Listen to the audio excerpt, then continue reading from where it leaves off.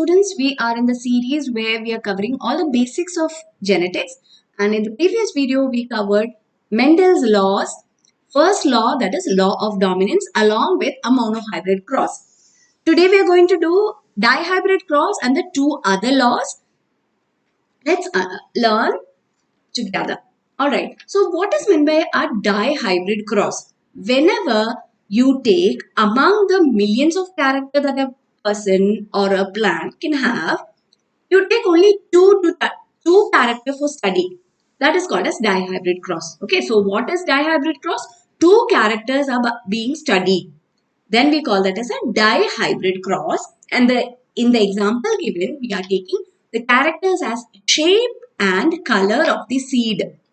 Alright, so the two shapes possible are round and wrinkled, and the color possible are yellow and green. And from the table that I told you to study in the beginning, Mendel's 7 characters, we will know that round and yellow are the dominant characters for shape and color respectively, and wrinkled and green are the recessive characters for the same. Alright, so the cross is a true breeding round yellow was crossed with wrinkled green, true breeding again. So whenever they say true breeding, what does that mean? It means homozygous, and homozygous for round also, homozygous for yellow also. So I've already written down the genotype, but I will explain it so that you understand why I have written it like this. Okay, so what is the question? The question says round yellow. So round is the shape and yellow is the color of the seed. Alright, so we know it is already given as true breeding, therefore it is homozygous. So round, how do we express the genotype of round? First letter of the dominant character, and they have already said it is homozygous, meaning both are same. That's why we write R and R. What about yellow? It's the same thing. First letter of the dominant character, twice we have to write because there are two alleles, isn't it? It's not never one allele determining a gene. It is two alleles. That's why we have written twice again. So what will be here? Please don't write it as W, G, G and all.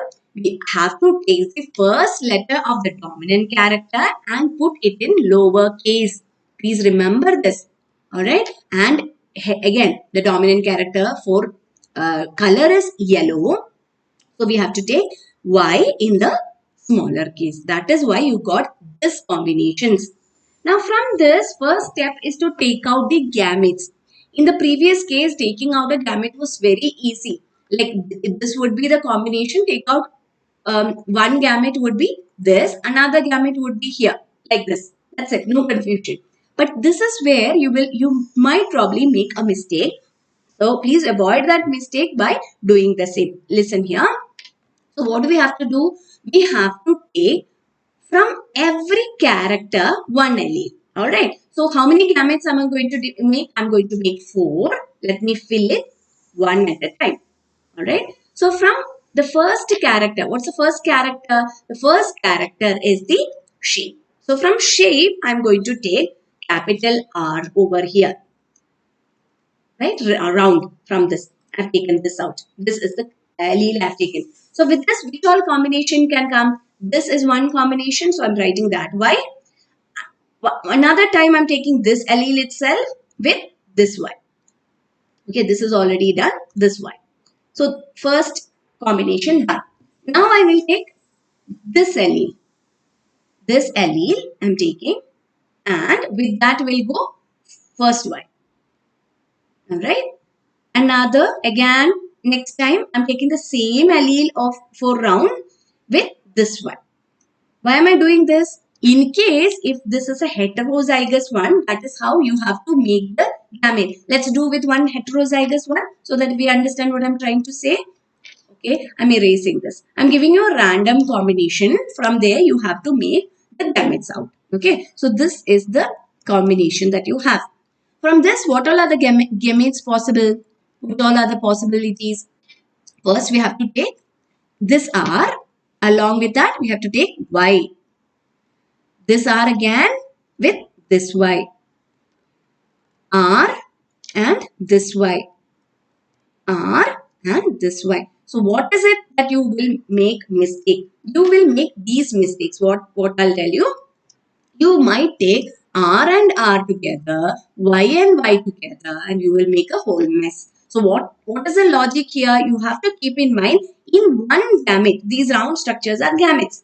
Okay, in one gamete, one character from allele from one character should be there, and allele from another character also should be there. So in a gamete, both the characters allele should be present. One from shape and one from color. That's it. That way you will never go wrong. Okay. So the same way we can make these.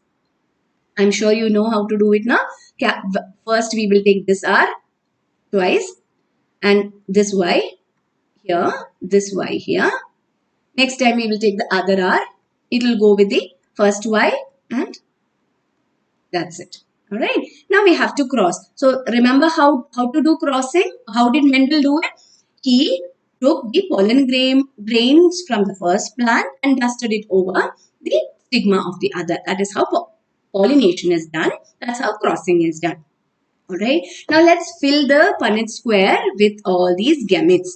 We have to consider one as male and one as female. That's why these symbols. This stands for the hand mirror with a cross on it stands for female and the other one stands for male. That you know, I hope. Just fill this over here, this over here, and this over here. Same way, I'm going a little fast because it's the same thing. And RY. And from this, what is the cross we will get? We have to cross this and this. Okay. So first we have to take the dominant allele of the first character. First character is shape. For shape, we are taking the dominant character R and this. Again, color. If you try to fill the whole table, you will get this only. R, capital R, small r, capital Y, small y. Try to fill it by yourself and tell me if I am wrong. Alright. So F1 is what? Now F1 is equal to capital R small r, capital Y small y. This is F1. From this we have to make F2. Next generation, isn't it? And we know F2 is selfing of F1. That is F1 multiplied by F1 we can write. Okay, that is selfing, self-pollination of F1. It's F1 gives F2. Alright. So let's fill the next box carefully. So this is the F2 that we are doing. Filial generation 2. For this, first let's take out the gametes from here. What all will be the gametes? Gametes. We already did this, isn't it? We have to take first character and the second character is one allele, one gamete you got. Again, we will take the same thing with the other allele. We got this. Next, we will take the smaller one, that is a recessive allele, with the other characters one allele, and we got this. Now, since it is selfing or self-pollination, both male and female are basically same thing only. That's why we are going to fill these over here. We are going to fill. Let's fill. I'm filling this. Next one, small y. I hope that is very clear to you. In case of any doubt, please connect with me. This is a capital Y and this is a small y. This is a capital Y. Okay. Yeah. The same thing we have to fill over here also because it's a self-pollination. No new gametes are going to be found. Alright. While writing capital and small, please be careful because I just made an error. Don't make that error again. Yeah. Now we have to fill this up. While filling, one error that you will again make is, while filling itself, please fill the phenotype. What do I mean by that? So how do we cross? First of all, we cross this and this, correct? Capital RR and capital YY you're getting. Immediately, please write down what it is. So we will write it as round yellow. Right? Now like this, keep filling all the 16 boxes. So next, how do we fill this and this? If you find it, if you're already aware of it, you can skip. This is again round yellow. Please write over here round yellow. Next one would be capital R small r and then capital Y capital Y. This would be again round yellow. Next one would be capital R, small r, this one. And capital Y, small y. This also is round yellow. So we already got round yellow 4 times. Okay. Please write it down. Since my box is not having enough space, I'm not doing that. Oh, yeah. Next box, going to the next box.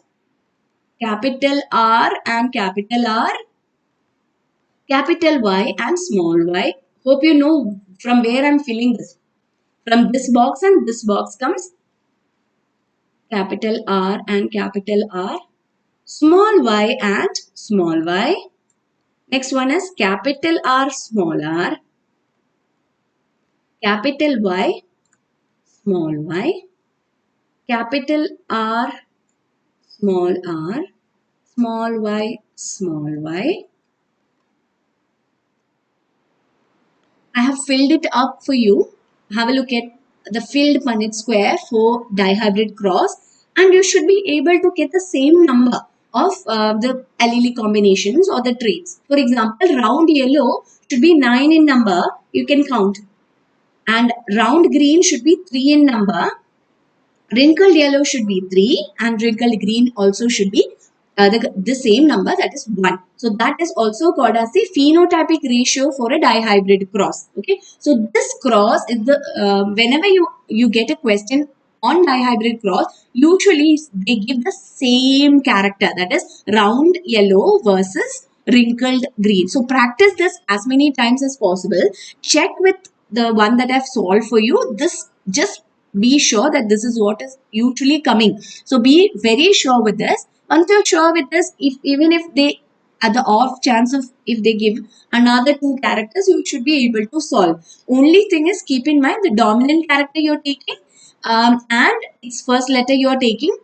Even for the recessive one, you're taking the first letter of the dominant character itself, but you're writing it as the in the lowercase. That's one thing. Another thing is, every time you're making a gamete like so, every time you're making a gamete, the gamete should have both the character for shape also, character for color also. I mean, the allele for color also, shape also should be there. Only then you have got the gamete correct. Alright, now let's understand the law, which is the most important thing right now. Okay, so what were the 2 laws given? 3 laws were there. First one we have already covered, law of dominance. This law is called as law of segregation. The next one is called as law of independent assortment. So what does that mean? In the first one, it says law of segregation. The word segregation means opposite of aggregate. Aggregate. Okay, aggregate marks you say, na? Total marks. You call as aggregate. The opposite of that is segregate, and segregate means separate. Alright? Yeah. What does it say? This law states that among the 2 members of a pair of factors. What are factors? Now we know factors are alleles. Now let's say this is one allele and this is another allele. Alright. So these are called as the pair of factors. Correct? Two pair of socks. The same way. 2 things are there. We call that as a pair. Okay. So 2 members, member number 1 and member number 2. Okay, 2 members of a pair of factors separate during gamete formation. What does it mean? So, if there is a gamete like so and there is another gamete like so, it is not that capital R and small r will come together. It is wrong. That's what we already saw while making the dihybrid cross also. How does it go? Instead, it goes like this. One will go into this gamete, other will go into the other gamete. That is what this law means. Second part of the law, they do not blend but they separate into different gametes. The gametes combine to form random fusion to give gamete formation. That you don't have to study also. The first sentence, be very clear. Next law is law of independent assortment. So let's have a look at that also. Here they are talking about 2 pairs of character. So character number 1 and character number 2. Alright, the distribution of alleles of one character. So, this is one character right now. No, I'll not put a circle that indicates a gamete. So, this is the first character, this is the second character. Both characters have its alleles, isn't it? Allele number 1 and allele number 2. We can take it like this also. Yeah. This is also the allele combination for two characters. Character number 1, character number 2. First character is allele number 1, allele number 2. Second character is allele number 1, allele number 2. I hope that is clear to you. Now, what does it say? It says that the distribution of alleles of one character, that is here, the first character is round, its alleles distributed into two gametes. Alright. It has nothing to do with how this will distribute. That is what it means. Meaning the alleles of the second character, where it is going to go is random. What is meaning? So let's say capital R is here. It is not going to be like this allele, Y allele of the second character is not. It's not always going to come along with this. It can go here also. It can go to the next another gamete also. It can go to another gamete also. It can go wherever it wants. Alright. That means the second character's alleles distribution would be completely independent of how the first character's alleles distributed. Now please read the statement. When there are two pairs of character, 1 and 2, distribution of the alleles of the first one into gametes is independent of distribution of alleles of the second one. That's all there is. Okay. So please study all the three laws, because at least one usually they ask. Okay. They will ask you this, or they will ask you dihybrid cross for 3 marks. You are very clear with the pattern of the question paper, isn't it? So with that, we know that is a 3-mark question, and that can be diagram based or diagram drawing question. So diagram based you can get the dihybrid cross. They can give you a picture of a plant with some axial or terminal or the same thing, round and yellow, and then color may not be there, but then they will describe it with some random picture, and they will ask you to solve this. So please make sure that you do it very neatly. Every time you write the genotype, under that write the phenotype down, so that end of it there is no confusion. Okay. So I hope it is clear. If you find the video useful, please subscribe to the channel. Share with your friends so that they can also study with you. Alright. Thank you.